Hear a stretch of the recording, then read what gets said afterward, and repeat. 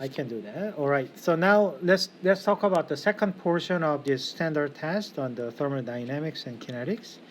And the first problem start with this question about the ideal solution.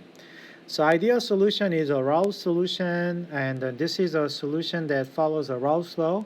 But at the same time, this is a solution that there is no interaction between the solutions. So the heat of mixing is zero. Okay, so this is true, and also there's no volume changes of the mixing. And this is what we call the incompressible liquid, and this is one of the fine print in there. Otherwise, if there is a volume is mixing, is changing, the description of thermodynamics of mixing is more complicated. And this is also assumed that volume of mixing is zero. And hopefully that when you have a note, this is related to the same thing. When this is zero, you can see that that's became also zero as well. The good information is actually delta S. Delta S mix for the ideal solution is actually NR XA XB ln XB. And so therefore this one is positive.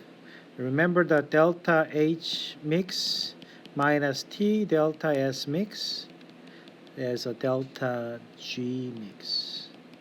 And that contribute to the negative to the delta G mix is to be spontaneous. So this is never be a zero value. So this is a false statement, and you can immediately find out. The one thing that is for sure is another way to looking at ideal solution is from the framework of a regular solution, the psi value is here is zero. So there's no enthalpy of a mixing, no heat generation or no heat changes, heat dissipation and so on. So when you have an ideal solution mixing, actually the temperature stays the same. So the internal energy stays the same. You can think about that kind of concept as well. Okay, so number 19 is the one that I've been rediscovered myself. The molecular partition function. When you see the partition function, that's coming from chapter 13, statistical thermodynamics or statistical mechanics. Okay. I think that this is a portion that Jared Konelsky in the micro PChem should taught more to give out, but somehow I kind of picked on this problem, so I can try to answer that. As the largest contribution to the total partition function at room temperature from the gaseous molecule. The answer is translational. This one is an easy one to understand, but I actually go back and to looking at some of the chapter 13 description. This is actually what is called a partition function Q, which is an energy of different state multiplied by beta. Beta is it's just 1 over kT, and then with an exponential. So this is for all different state, and they kind of nicely listed out 4 different energy contribution towards a total energy state of any kinds of matters, and the way that this is being shown here, right? The translational is the largest contribution, and the rotational comes next, and the vibrational comes the second. So this is a contribution. It was hard to find in the main text, but the way that is written here is the way that is I think that we can find out the contribution. And I kind of mentioned to you that for this diatomic molecule, there's a 3 degree of freedom, so 3 times 1 over r, that's translational. And then there are 2 different ways to tumble this molecule. So that actually coming from the idea about the rotational degree of freedom. That is almost closer to the translational. Sometimes as significant as a translational, sometimes not as effective as translational. But this is translational, and this is rotational. And the vibrational became more important when this vibrations of this molecule can occupy much more higher orders of state in terms of energies. So therefore, they can contribute it to the higher energy state, not just the ground state. Okay, and probably you remember this diagram when people talk about the FTIR spectrums. But at any rate, the answer for this one is translational. That's easy. And I think the rank to the contribution to the total energy is translational, the highest, then the rotational, then the vibrational. Okay, so number 20, the sample of 4 distinguishable molecules has an energy of this. So the 4 molecule has a different energy state. So then this is an energy state normalized by, I guess, a constant called the epsilon, and which one most probable configuration. So there are 2 things there, which is something more like this way. This is I guess energy, and population should be like this, right? This is a population,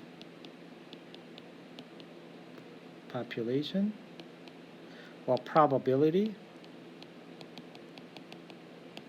Okay, more state is feasible at the ground state. Okay, this is a ground state. GND, ground state. Okay, this is also related to the thermodynamics problem. So as you can see that this is a ground state. There is a ground state. This one missing the ground state, so this is not a good choice. And then what you see here is, okay, I don't have anything, but this is an excited state. And so why you are skipping those, that's a questionable. And this one is too. Why you are having this question. So it's more likely they're hopping through the higher energy state.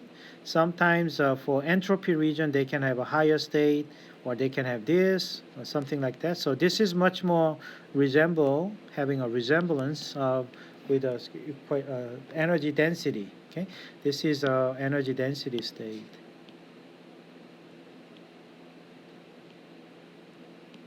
Energy density concept. Okay, so therefore, I think my choice will be D here.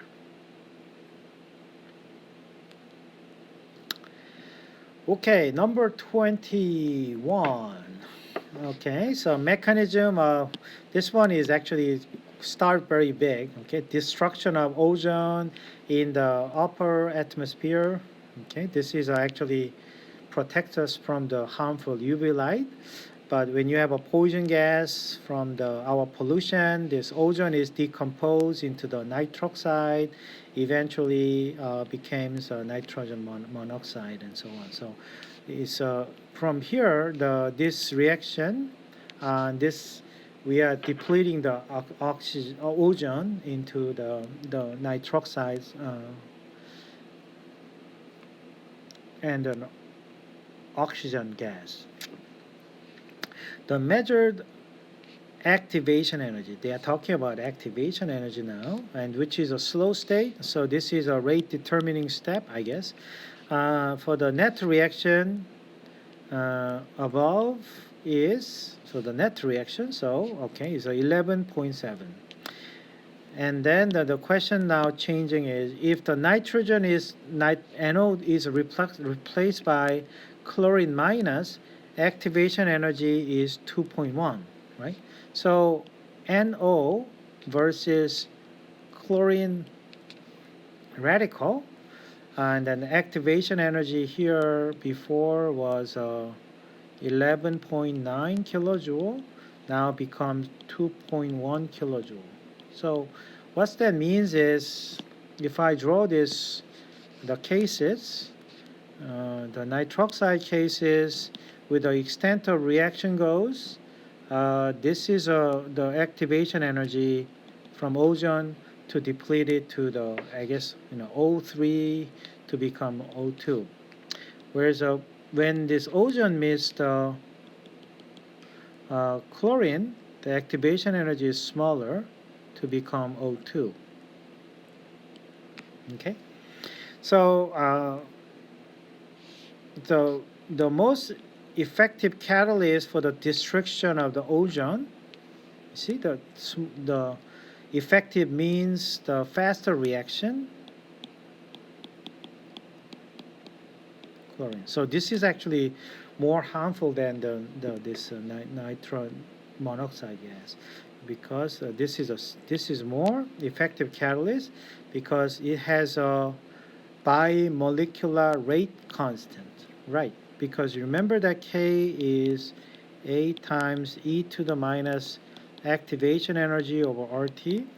When the activation energy is going down, your K value is going up. Right? So this is K value is bigger and the faster reaction. So therefore, my answer for this one will be C. Okay.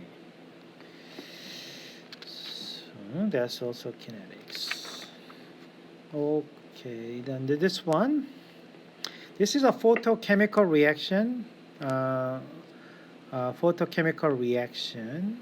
So, okay, so when A is being activated into the A star, so usually A star means an activated species.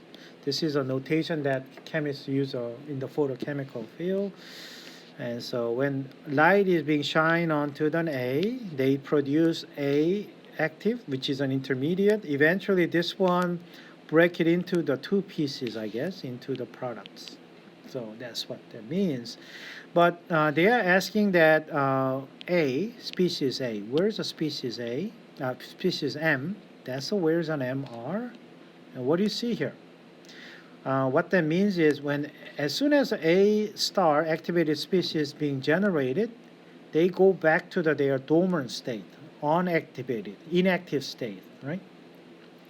And this kind of changes, this is it a catalyst? No. Is it initiator? No. Is it a photosensitizer? No. This is a quencher to make A star inactive, right? So the A is quencher, and that will be an answer for that. Okay, number 23. This is more looks like a conceptual problem. So can chemical reaction activated complex, right? So this is something looks like this, right? So this is a one, and this is an activated complex.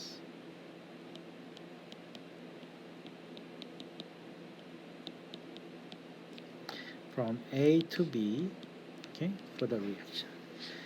Which step must be exothermic? So I guess that this step is when people say exothermic, this is an energy. There are two different reactions.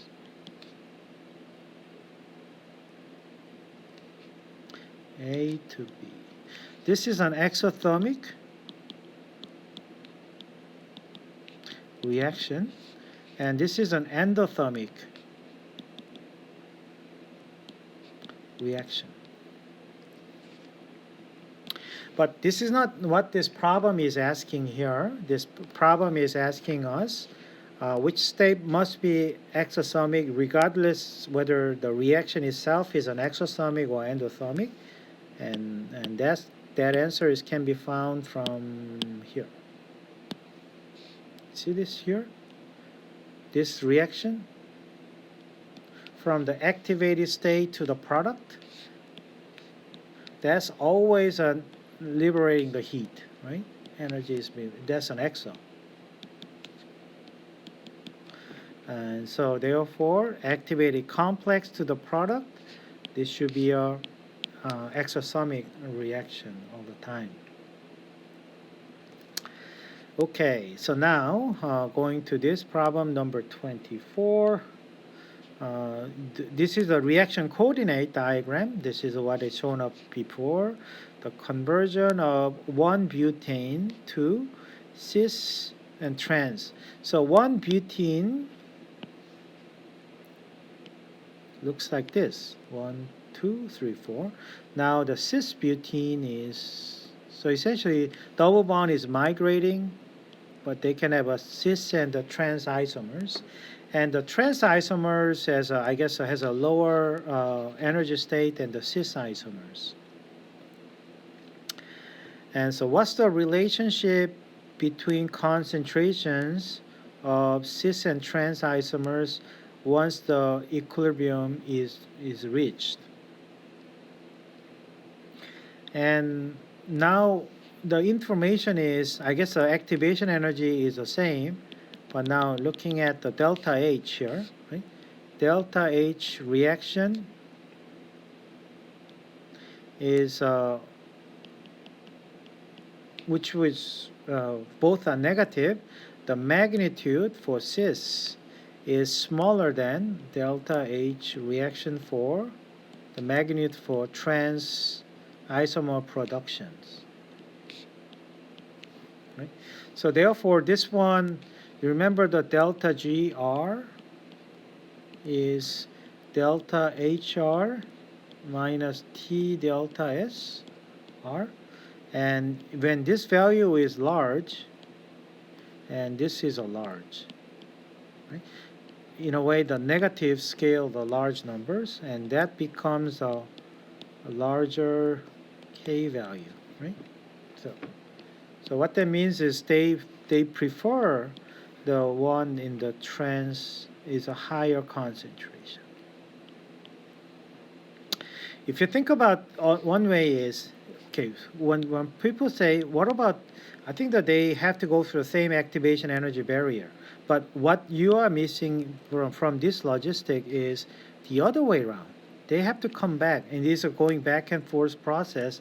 And the activation energy for the backward reaction to trans is much higher. So they want to keep this one as they are, whereas keeping this one from cis to going back is much more difficult because activation energy barrier is smaller.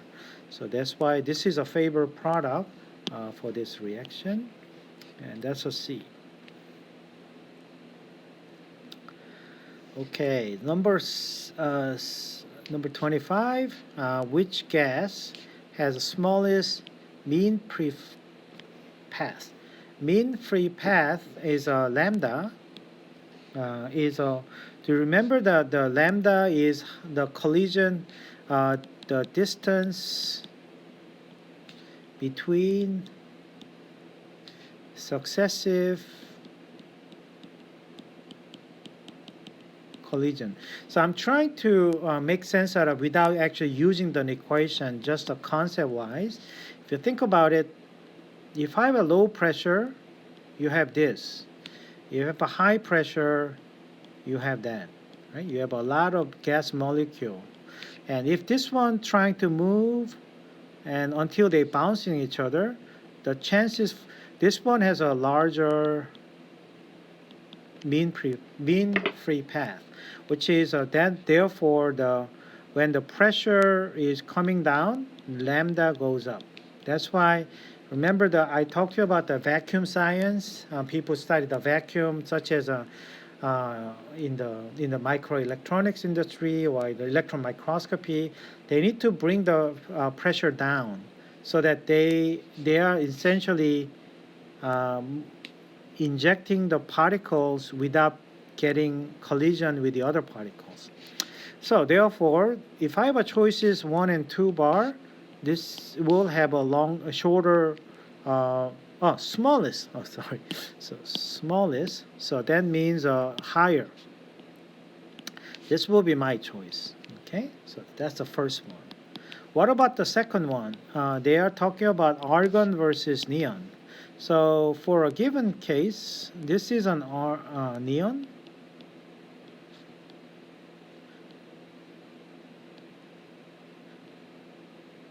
This is an argon, which has a bigger cross section. So the bigger the cross section, they are easier way to more frequently bump into each other. So therefore, this is a concept about the cross sectional area.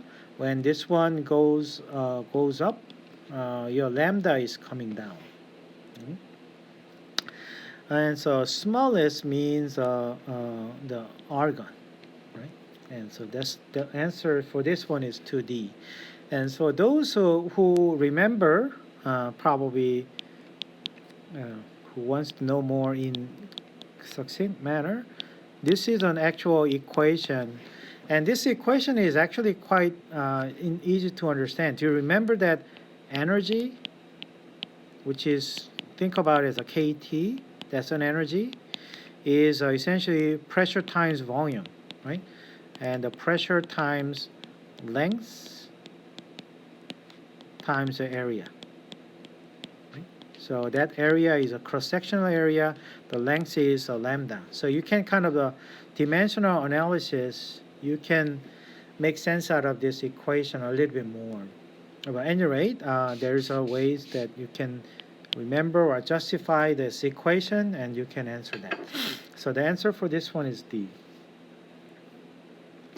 Okay, let's go to the number 26. Okay, vibrational frequency of carbon monoxide. Carbon monoxide is, this is their Lewis structures, like this, and it has a vibrational frequency of that. Okay, because of the triple bond, I think there's higher frequency than this. To remember this, I think that this is even, I didn't cover that, but in your the Chem 1 class or the on the IR experiment in advanced lab or organic chemistry class, the wave number is proportional to spring constant divided by effective mass. This vibrational frequency, which is proportional to the wave number, is essentially given by this kind of concept. Professor Yu? Yeah. I think the screen might be frozen. Oh. I'm not seeing anything that you're writing. From since when? Oh my God. Only just now, in the middle of like. Oh yeah, in the middle of this. Yeah, that's thank goodness. Okay, I'm sorry about this. That's okay. Let's see. This is a problem of. This might be this problem of. Let me try to close this program. I think that this program. This is a camera that I'm using the camera projection in my home. Okay, so let me. We can see it now. That looks good. Yes. Okay, but you can certainly. I hope you can find. Let me. Yeah, let me. Thank you for doing this. Otherwise, I'll be just going by myself. Okay, so I think I kind of stop here, right? So by making this molecule larger, the cross-sectional area goes up, and so that there are more frequent collision.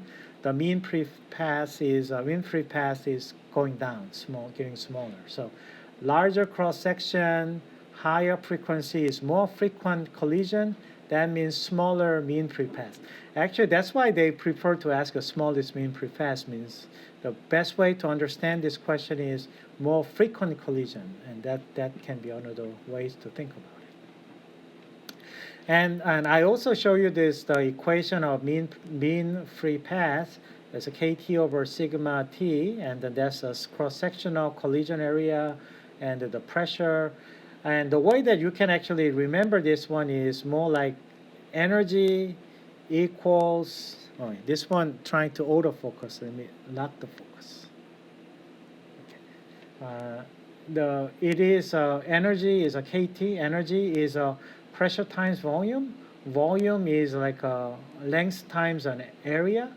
So this is an area times a length, that's the volume, times pressure is energy. So you can actually kind of make the equation easy to recognize, at least based on the dimensional analysis. So that's one other thing that I had mentioned. Okay, moving on to 26. This is a vibrational frequency for carbon monoxide gas, which vibrates at this one. I think that many of you remember in your freshman advanced lab on IR or the organic chemistry in the IR part, the frequency of this is defined by the essentially vibration of a spring.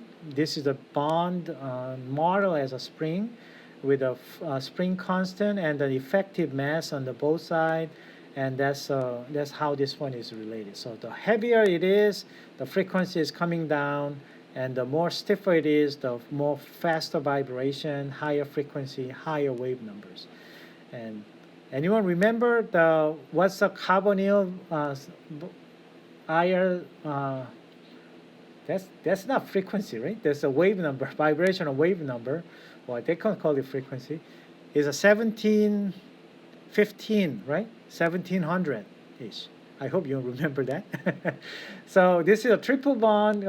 It's the same effective mass, so it is bigger than 1700. So that's what this number is.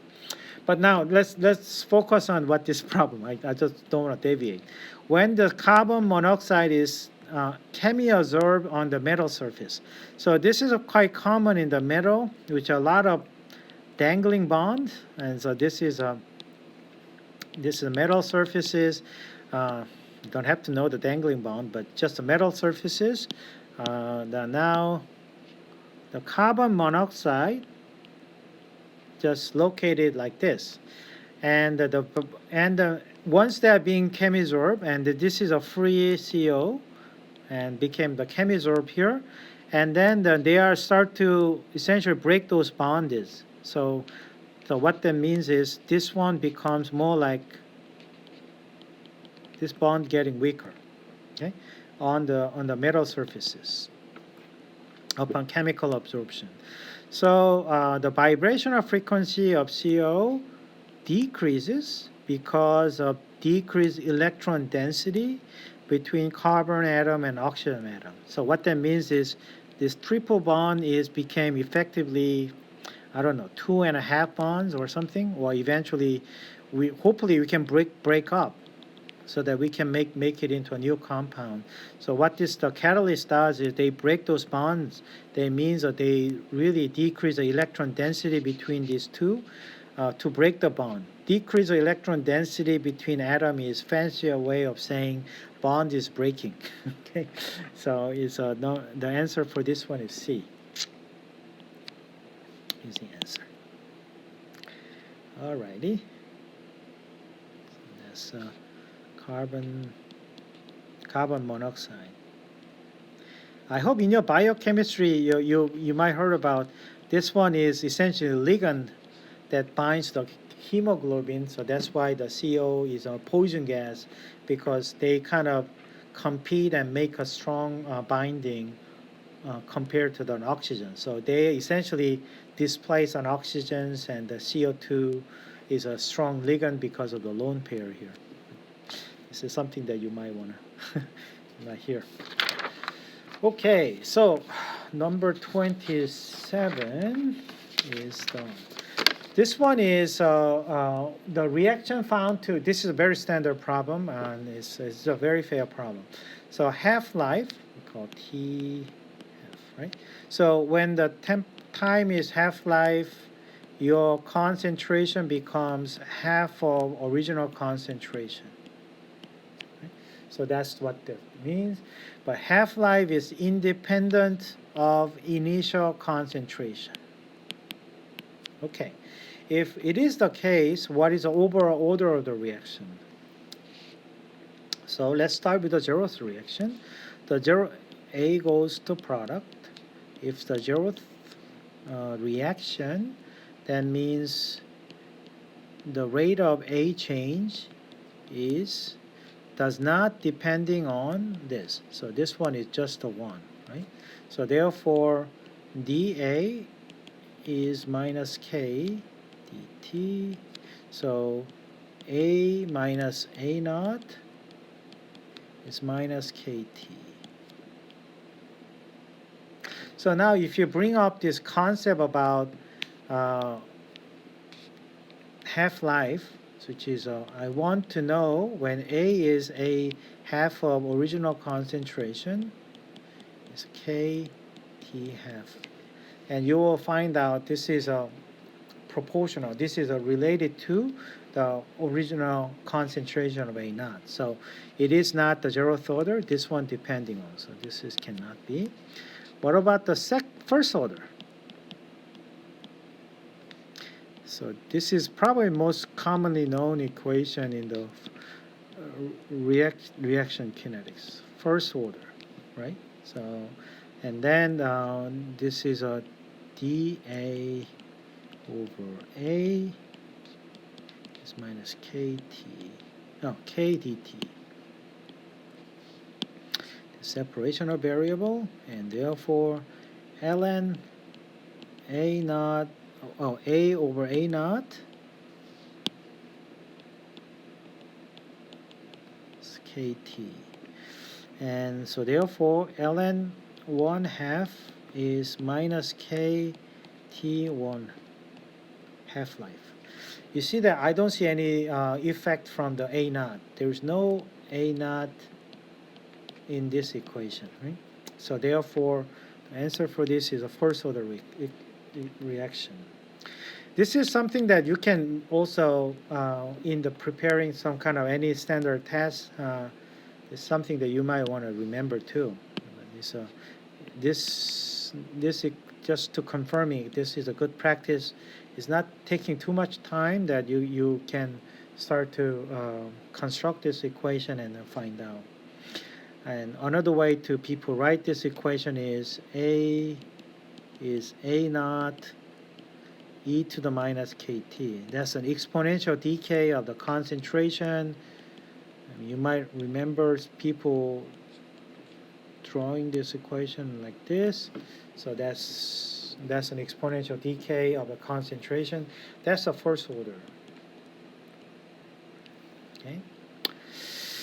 Number 28. This one doesn't look like a PChem problem, but chemistry 1 or chemistry 2 problems. Okay. For this reaction, the initial rate data, when you double this one and keeping this one to be the same, you see this one becomes that.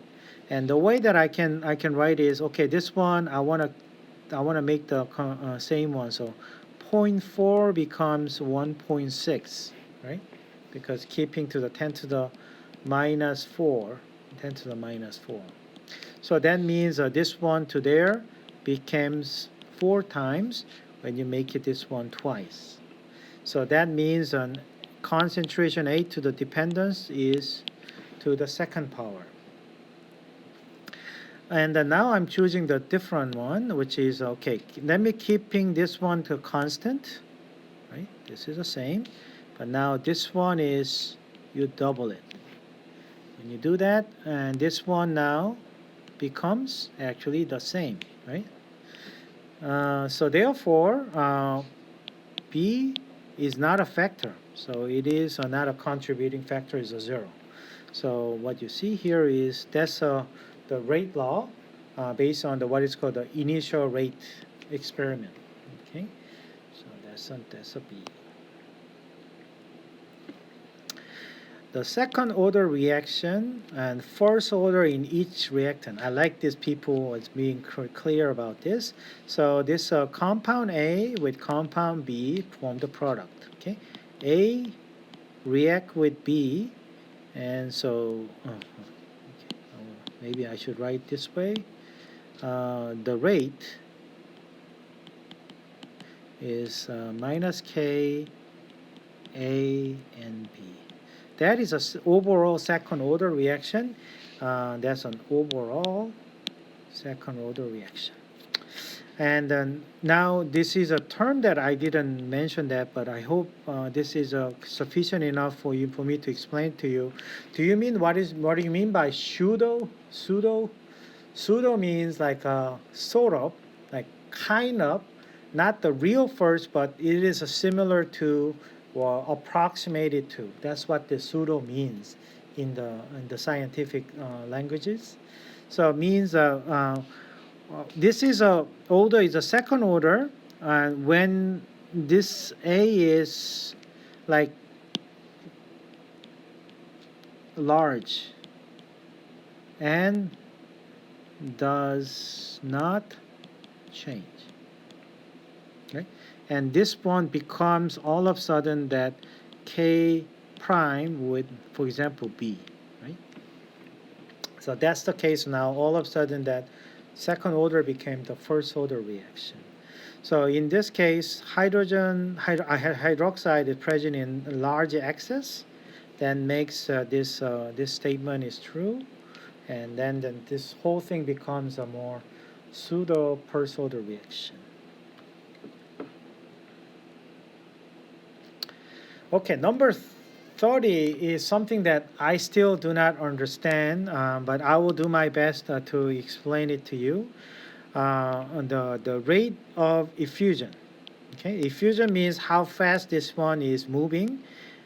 This is the number of molecules that escape from the pressurized container to a vacuum through a hole per unit time. I think that they are nicely to explain it to you. So there is a little hole.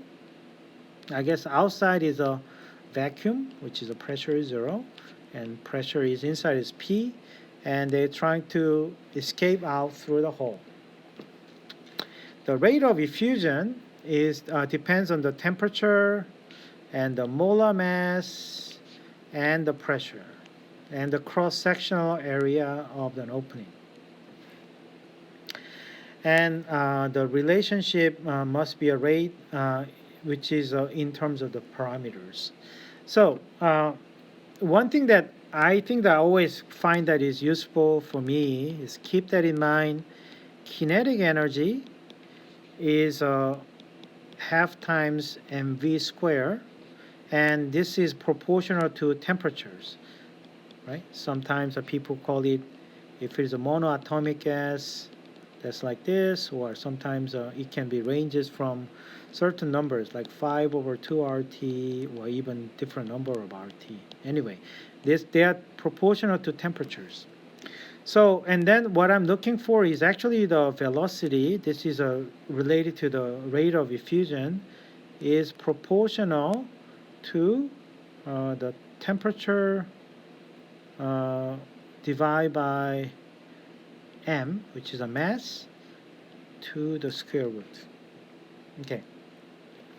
So I think that what you learned from your class in your Chem 2 or Chem 1 was effusion rate of effusion 1, rate of effusion rate 2 is inversely proportional to molecular weight 1 to the molecular weight 2.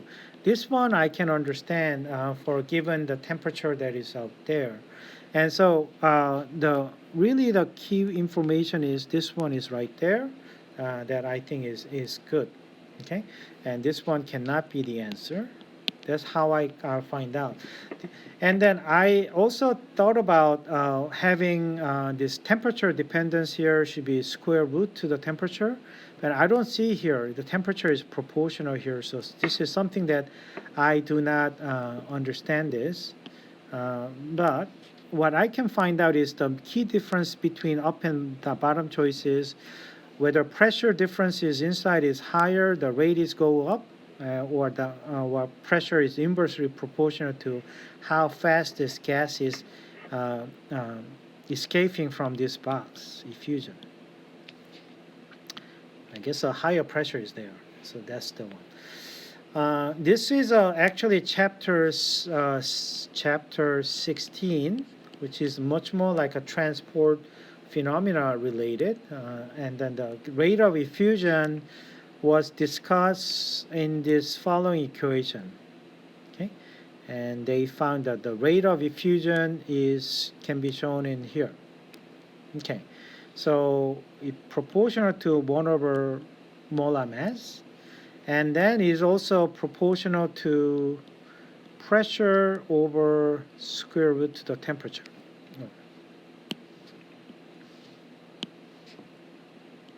But you remember the pressure is proportional to temperature, so therefore it is actually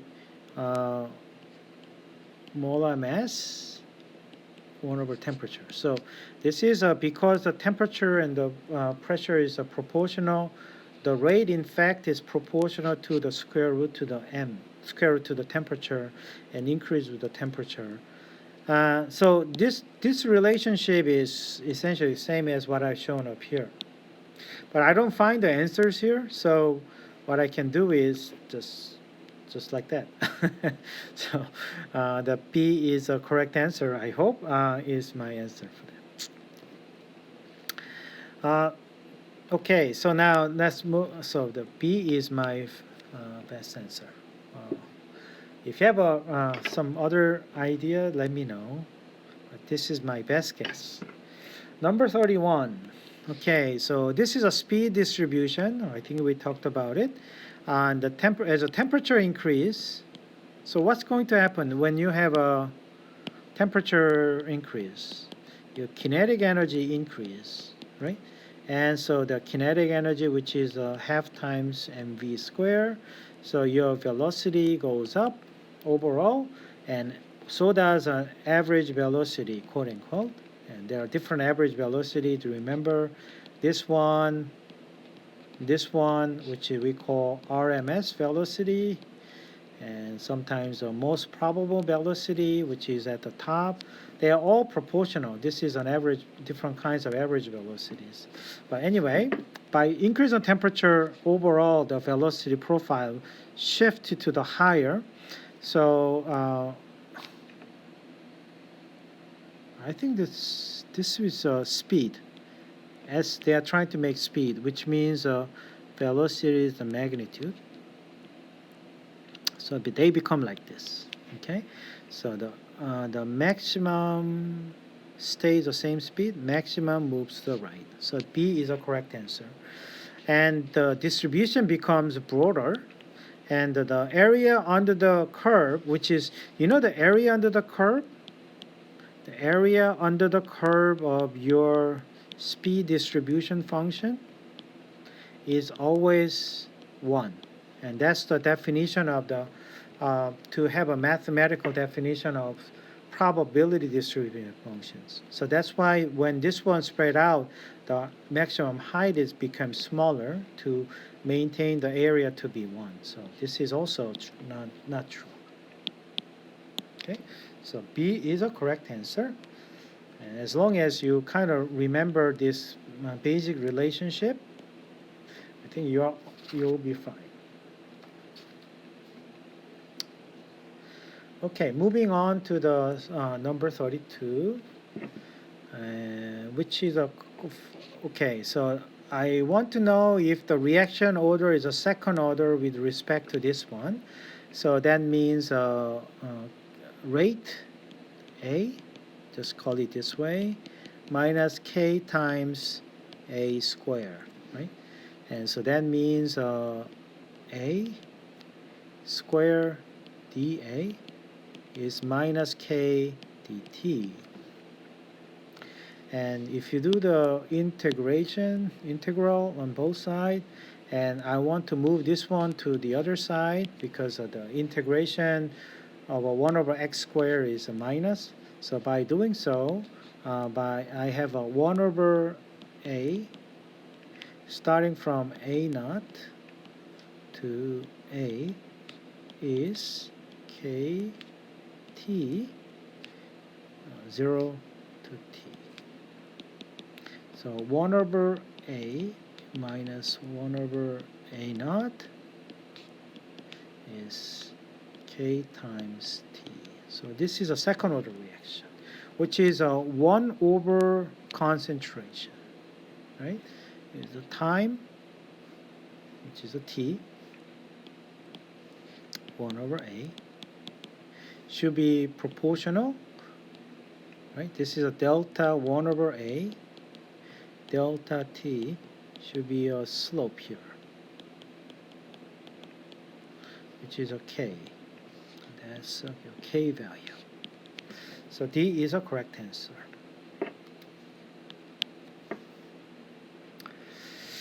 Okay, if the temperature of increase from so and so, the rate found to be double. Okay, good to know. Then which property also doubled, right? So this is something to do with the rate constant. That's an Arrhenius equation comes in handy now. So that's my starting point. And also I can start to kind of reaction coordinate versus the energy diagram. Something looks like that can happen.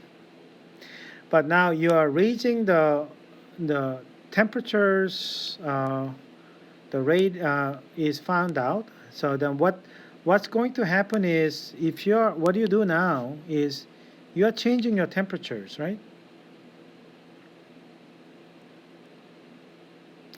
So by doing so, your essential rate goes up by this proportion because they can access the higher energy state compared to the the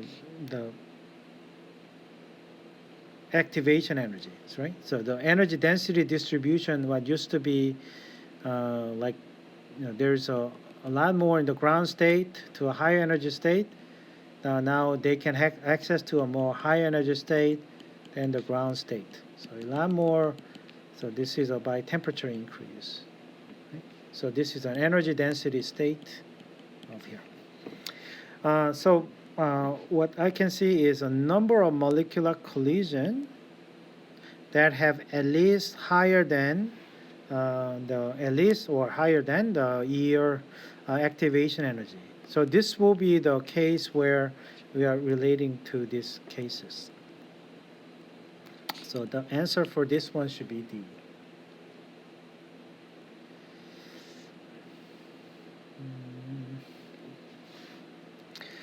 Okay, so number 34, the proposed mechanism consists of a set of consecutive reactions. A goes to B, B goes to C.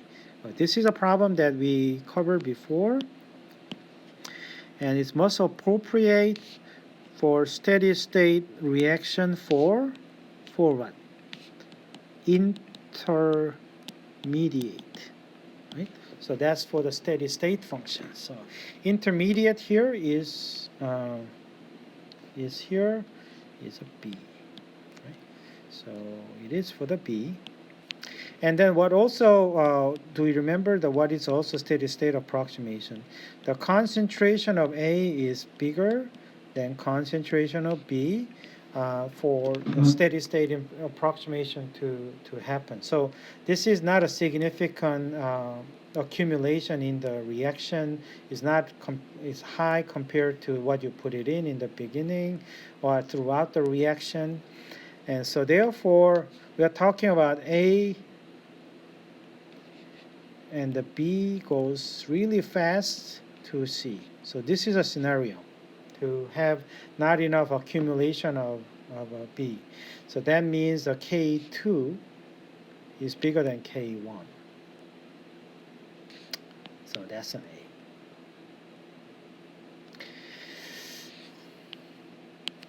Okay, so the decomposition of urea, and that's a urea which is like a ketone with NH2, and they essentially generate those ammonia and the carbonate ions, ammonium and carbonate ions in an HCl go through this reaction. And they show you this ln K 1 over temperature. So what am I seeing here? ln K1, K2, that's a reaction rate. This is from Arrhenius plot. It is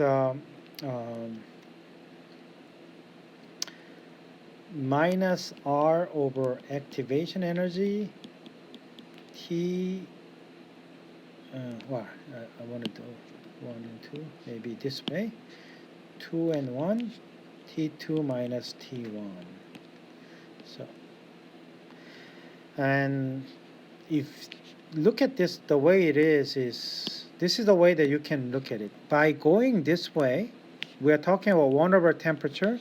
This is a high temperature, right? So inverse temperature is getting smaller means T itself is getting bigger, and you are getting this higher K, right? Higher rate. So that's what this relationship is all true. Okay. So when you have the activation energy is a slope here, right? Slope is a minus R over EA. So minus R, gas constant multiplied by the slope of the line.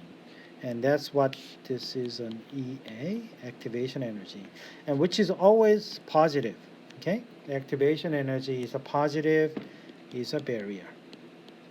Remember this, I think that this is for the last time I'm showing this, K2, K1, that's an equilibrium, that's an R delta H reaction, T2 minus T1. This heat of reaction in the standard condition, that can be positive or negative depending on endo or exothermic reaction. Right? This is a Bantoff equation. This is an Arrhenius equation.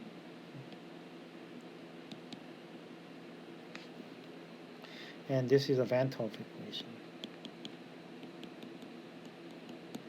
And then, do you remember also, ln P over P star is minus R over delta H vaporization, 1 over T minus 1 over T star.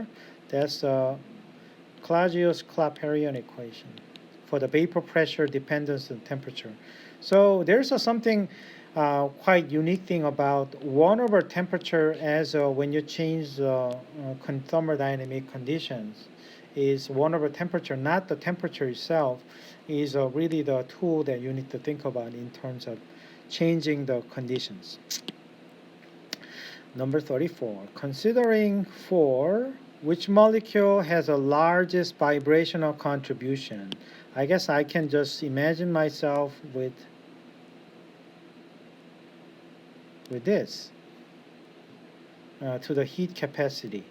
So the higher the M values are, the more energy for them to vibrate through. So the CBR is a 1. Okay, that's what I think about it is. Okay, so there are 2 more problems left in this set, and we are getting close to be done. I'm running out of battery, so let me plug it in. Okay, for the mechanism here, that's the first one. Ozone decompose, generating ozone oxygen radical atom and then oxygens. An oxygen radical combines go back to ozone. So by looking at this is more like a back and forth process. But some of the ozone with generating O minus, they actually ozone is disappeared in a form of an O2. So I guess this is an ozone decomposition. So the rate of change to solve this is a complex reaction, and I think that we have covered that in our newly recorded YouTube lecture part. But what is fair for this kind of a time-limited standard question is, they're asking this: can you at least construct the rate for change, right? So let's look at this. As far as the first reaction is concerned, this is they disappear by this. So this is the correct one. And as far as this one, the second reaction is concerned, they are being generated by this K1 minus. So this is a plus K1 minus multiplied by O2 and O radical. And third one, they are the one being consumed, so it's a minus with K2 with those things in mind. Okay, so that's the correct answer for this one is A, and it should not take too much of time for us to do. I mean, to actually solve it, you need to say the steady state approximation. And it's okay, so I know this one is 0, and then you can start to get rid of these expressions, and then you find out some much more complex overall rate law. So this is essentially what we call the proposed mechanism. This is an individual, but each one of them are more like an individual element reaction that we can use to construct this equation. Number 40, I don't know they can ask this question in this physical chemistry context, but because of polymerization, addition polymerization of ethene, which is ethylene, occurs via chain mechanism. And I think that this is a Suraya's question about the radical. This is the radical mechanism.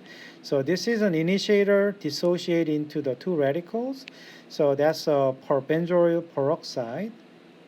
So benzoyl peroxide looks like this.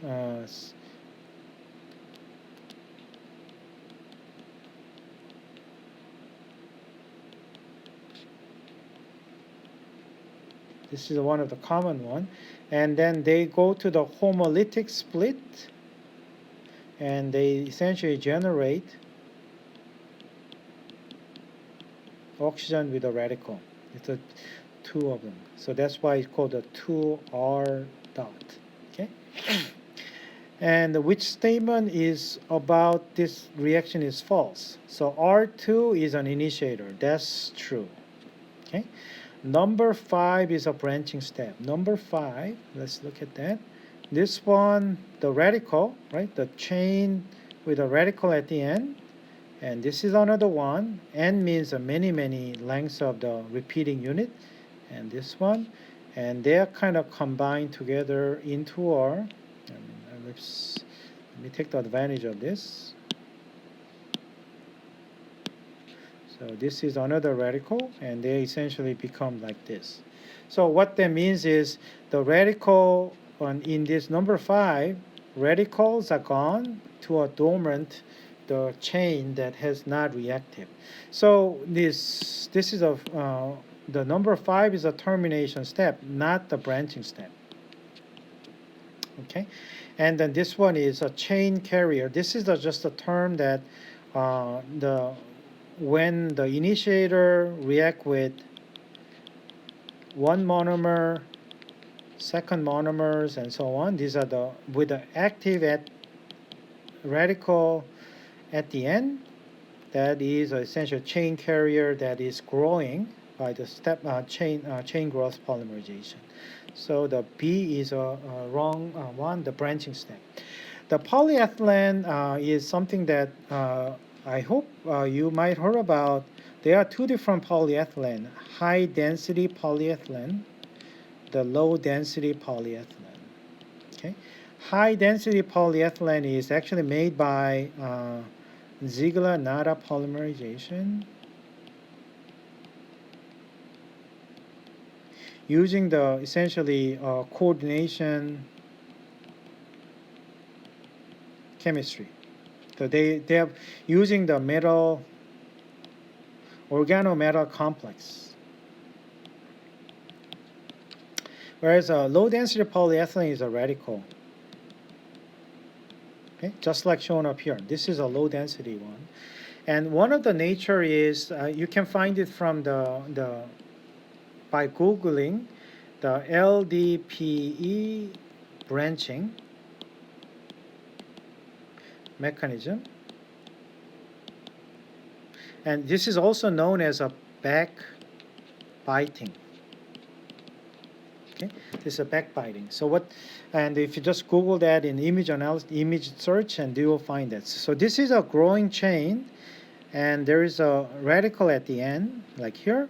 But this radical is now can be transferred to develop somewhere in the middle of the chain.